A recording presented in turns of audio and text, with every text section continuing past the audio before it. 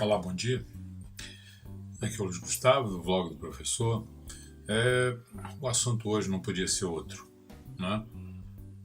Nós hoje estamos dia 28 de abril, são 11 horas e 30 minutos, não sei a hora que será postado na internet, mas vamos falar a respeito exatamente desse movimento de greve que aconteceu hoje aqui no Brasil, né? Não estou trabalhando, não consegui ir para o meu trabalho, né? E as pessoas perguntam, mas você não vai fazer greve? Não vou fazer greve. Por que eu não vou fazer greve? Uma questão simples, fácil de se entender. Quem é que está propondo essa greve? Quem é que está mandando nessa greve?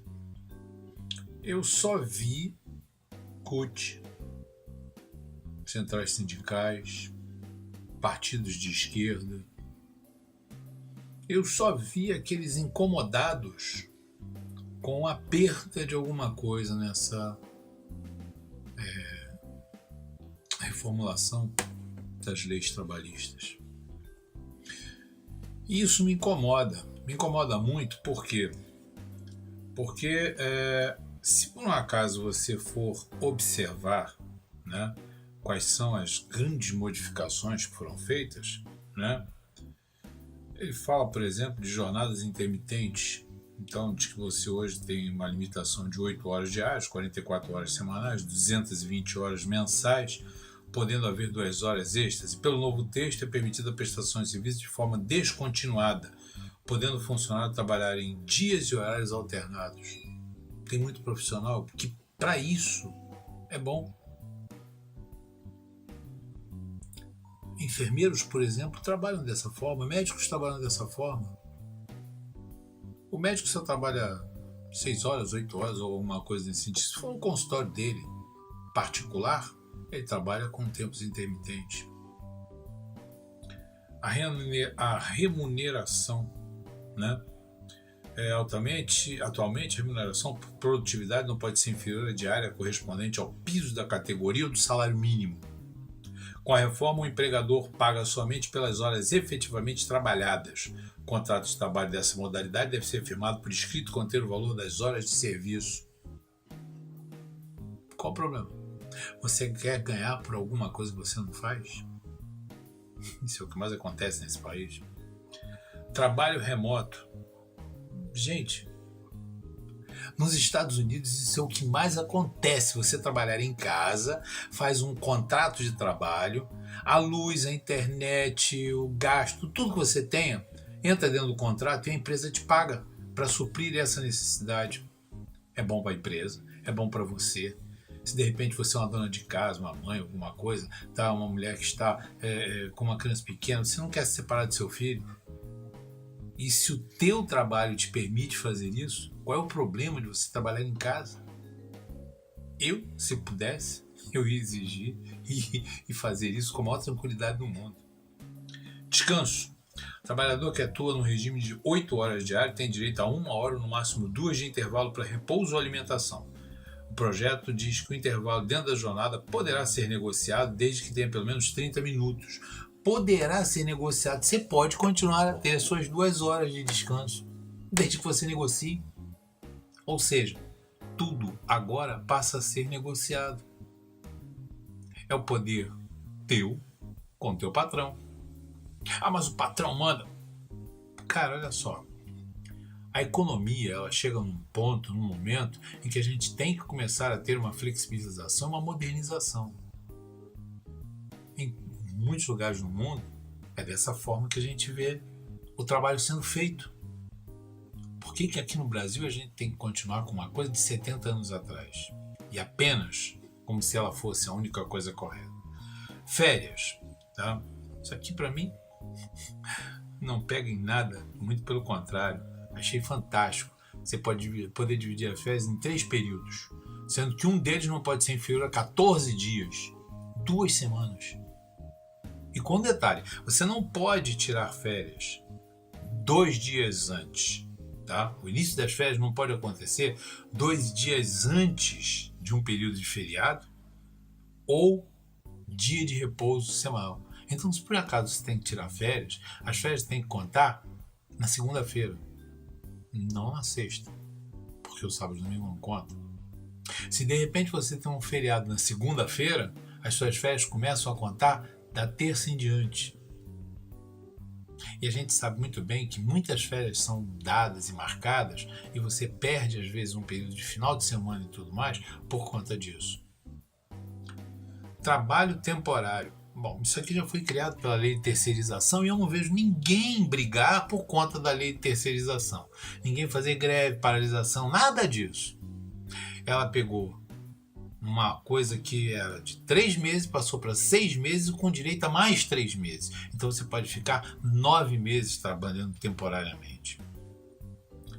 Terceirização. Já se criou uma lei 13.429 de 2017.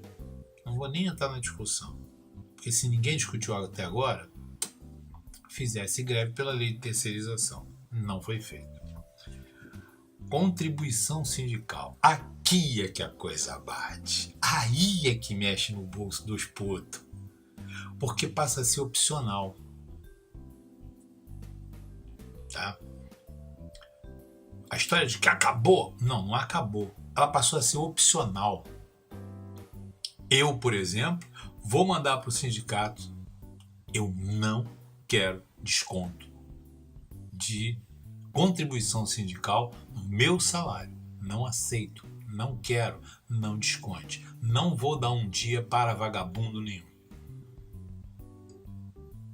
Por que eu digo vagabundo? Porque tem muito sindicato aí que é formado por vagabundos. Nego que não quer nada. Nego que não faz nada. Se diz sindicato, mas é inoperante. Se diz sindicato, mas não briga pelos seus sindicalizados. Então, esse povo tem que tomar na cabeça. Infelizmente, eu estou rezando para vir a tal da reforma política, e na reforma política eles façam assim: acabou o fundo partidário. Meu Deus do céu, isso vai ser um ganho. Eu quero ver esses partidinhos de bunda sobreviverem sem esta mamata que é o fundo partidário. Assim como muitos sindicatos sobrevivem com essa mamata de contribuição sindical. E isso daqui é um dos pontos que esses mamadores estão hoje na rua, travando ônibus, escola. Não vou entrar em outros métodos, mas vamos lá. A demissão, tá? Achei a ideia da demissão fantástica. O seu é demitido, né, 50% do aviso prévio, 50% da multa do FGTS. Se você quiser mexer no teu FGTS, você pode mexer em até 80%, mas aí não ganha o seguro-desemprego. Que bom. Porque o que tem de nego que se encosta para tirar seguro-desemprego, que nós trabalhadores temos que pagar para sustentar? Faz as contas, gente. Você, trabalhador, sustenta o que está parado através do seguro-desemprego 4, 5 meses. E aí? Acordo coletivo, tá? Você pode negociar à vontade. Gente, por que os sindicatos nos Estados Unidos são fortes? Eles são fortes porque eles têm essa liberdade. Eles negociam. E se por um acaso o patrão não cede, para todo mundo. E para todo mundo. Mas para. Não é acontecer como acontecia. Não vou entrar no mérito da coisa, vou falar apenas o milagre Manuel Santo, tá? No passado, a gente via greves acontecendo, pessoas berrando, e encontrávamos essa pessoa, como eu encontrei, na praia. Só que em assembleia, a pessoa estava incitando a fazer piquete, paralisação. Estava na praia. Ações trabalhistas. Concordo, cara. Concordo. Ações trabalhistas é gratuita para quem tem que ser gratuita.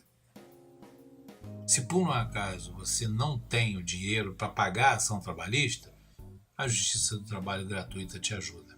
Se você tem, banca. E se você usou de má fé, toma ferro. 1 a 10%, eu achei pouquinho, tinha que ser de 10 a 20%.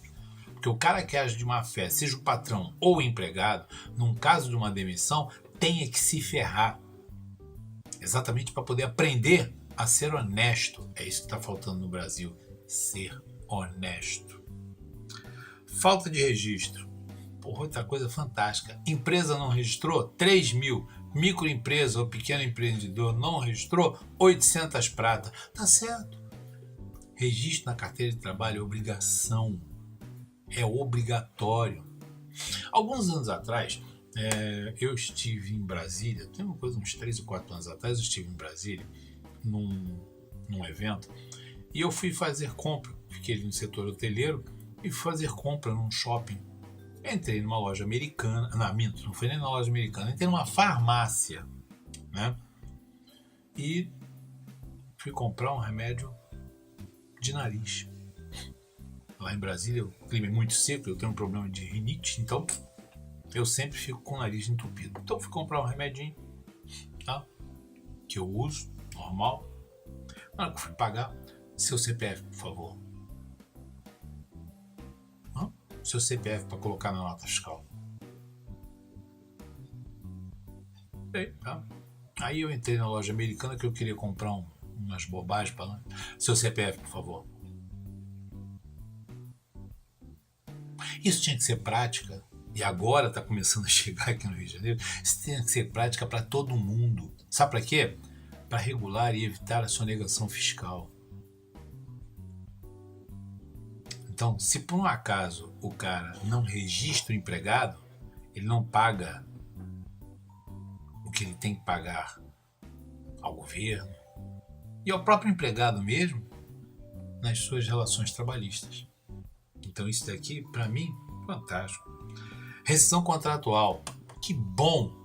O sindicato tem advogado? Ótimo. Manda na empresa e resolve o problema. Cara, que ir para sindicato, às vezes, para você pegar a homologação, e olha, eu digo para você, não sei de outras categorias, mas de professor, final de ano, é o inferno dos infernos. Você chega no sindicato dos professores, são filas quilométricas, porque no sindicato particular, professor público não, mas particular, coitado. Se ele não for muito bom ou não rezar na carteira do patrão, a rotatividade dele é gigantesca. Então, todo final de ano, e eu passei isso durante muitos anos, nesses 30 anos de trabalho como professor, eu tenho 15 de servidor público. 15 anos eu vivi isso. Chegava no final do ano, você não sabia se estar ou não trabalhando. E aí, toda aquela perrenga que você tinha que passar para poder receber os seus direitos trabalhistas. Gravidez. Fantástico. Mulher grávida ou lactente não pode trabalhar em lugar com condições insalubres. Porra, eu acho que ninguém poderia trabalhar em lugar insalubre.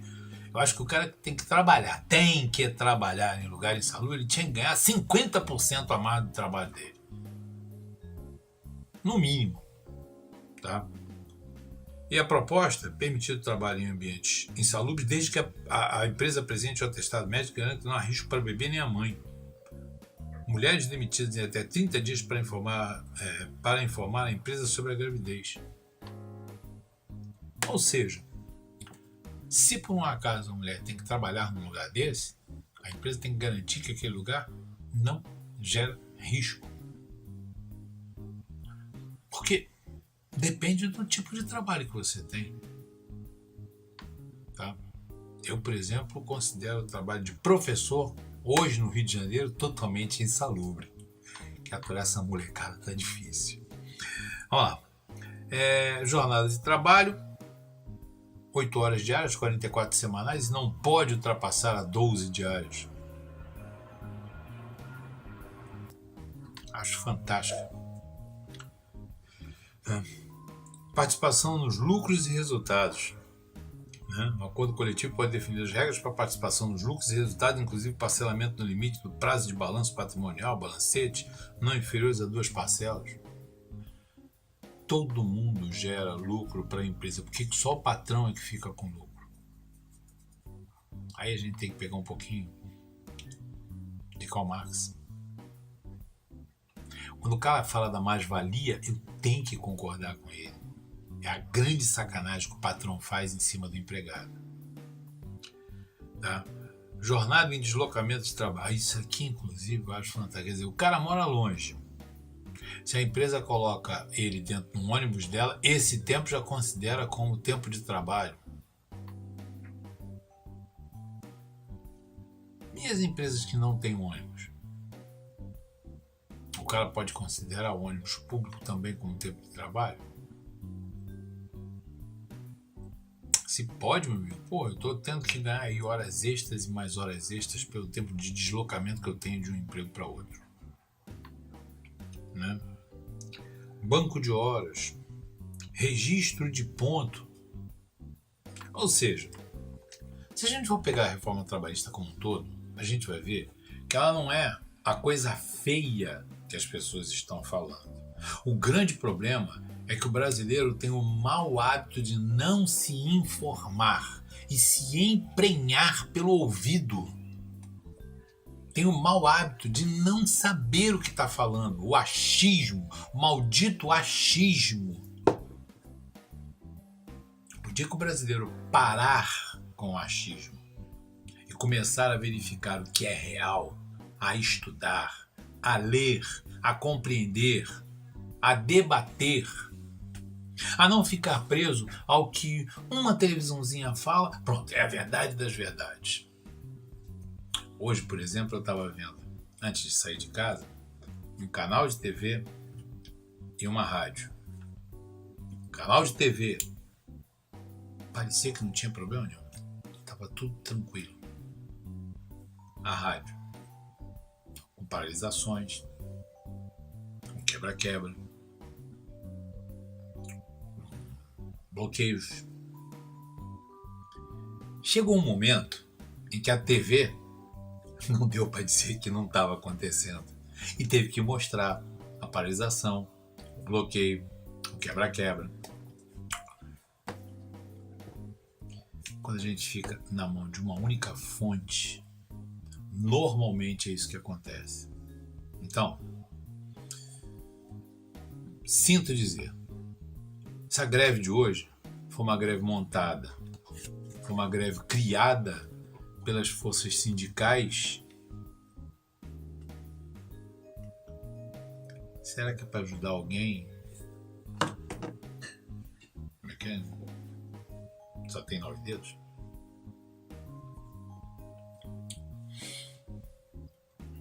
Que tá com a corda no pescoço?